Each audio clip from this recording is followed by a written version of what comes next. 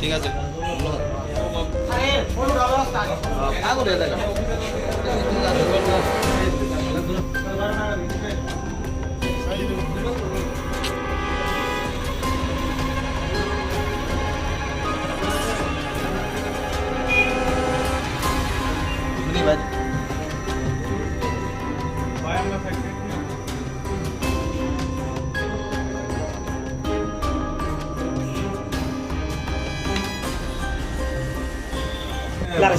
তেইশের 20 তারিখ 24 তারিখ 29 তারিখ পরপর কয়েকটি চুরি ঘটনা বনমালীপুর এবং ধলেশ্বর এলাকাতে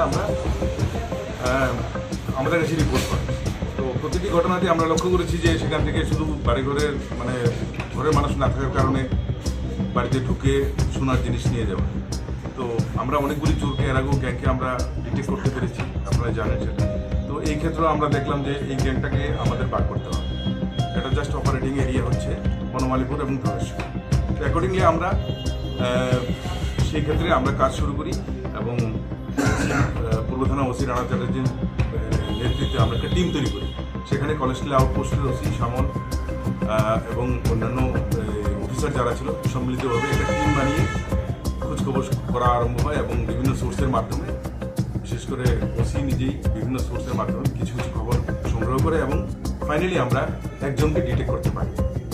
তো তার নাম হয়েছে বাইচুং, যার ডাকনাম হচ্ছে বাইচুং, কিন্তু ওর নাম হয়েছে অমিত দেববর্মা। তার বাড়ি হচ্ছে অভয়নগর। তো বাইচুংকে আমরা ডিটেন করার পর, বাইচুংকে জিজ্ঞাসাবাদ করার পর ওর কাছ থেকে আমরা কিছু জিনিস উদ্ধার করতে পারি। কিন্তু তার জিজ্ঞাসাবাদে ওর গ্যাংয়ের আরও যে 3 জন মেম্বার ছিল সে ওই জিনিসটা গোপন করতে চাইছিল, কিন্তু এনিহাও আমরা সেটা বার করতে পারি এবং বাকি জিনিসগুলি ওদের কাছ থেকে আমরা উদ্ধার করি। বাকি যারা অ্যারেস্ট হয়েছে তাদের মধ্যে রয়েছে অভিজিৎ দেববর্মা, কমল দেববর্মা এবং আকাশ রবিদাস।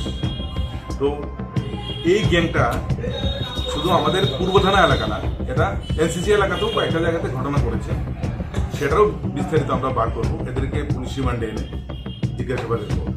তো আজকে যে জিনিসগুলি উদ্ধার করা হয়েছে সেগুলি এই বিষয়ে একটা স্পেসিফিক কেসও নেওয়া হয়েছে।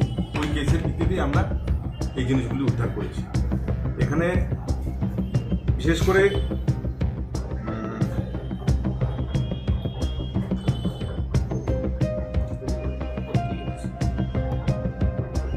গৌতম দেব, এর অধিকাংশ জিনিসই গৌতম দেবের বাড়ি থেকে চুরি করা।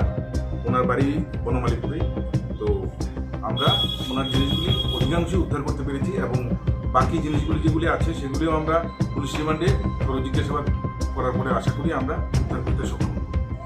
তাদেরকে আটক করেছে আমি সকলে নাম বনমালীপুর, ধলেশ্বর, তারপর চন্দ্রপুর, তারপর আছে আপনার এই বাড়িও তো অন্য জায়গায়ও আছে, চম্পকনগরেরও বাড়ি আছে ওদের, কিন্তু থাকে তো আগরতলায়। এটা কি একটা গ্যাং কাজ করছে? একটা গ্যাং না, নয়তো শুধু সোনার জিনিসই ওরা নিচ্ছে, কিন্তু অন্য কোনো কিছু নেয় না। গৌতম সরকারই তো বলেছেন তারা চুরি হয়েছিল, কবে নাগাদ চুরি হয়েছিল? 20 তারিখ উদ্ধার করেছেন কবে? গতকাল রাত। কোন জায়গা থেকে স্যার? এগুলি যেমন ওর কাছ থেকে উদ্ধার করা হয়েছে, ওর যার বাড়ি সবাই জিনিস লুকিয়ে রেখেছে।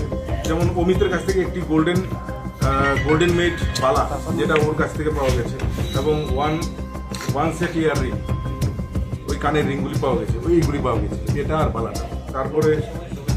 তারপর অভিজিৎ থেকে উদ্ধার করা হয়েছে 6টা চুড়ি। তারপর কমল থেকে উদ্ধার করা হয়েছে 3টা গোল্ডেন মেড চুড়ি।